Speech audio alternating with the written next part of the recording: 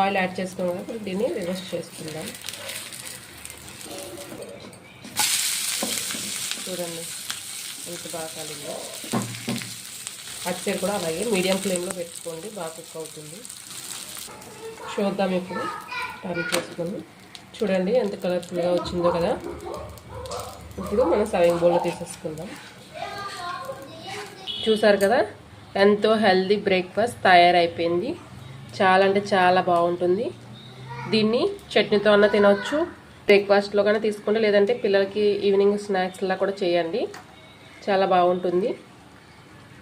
మీకు ఈ వీడియో నచ్చినట్టయితే లైక్ చేయండి, షేర్ చేయండి, సబ్స్క్రైబ్ చేయడం మాత్రం మర్చిపోకండి. ఏమైనా డౌట్స్ ఉంటే కింద కామెంట్ కూడా చేయండి.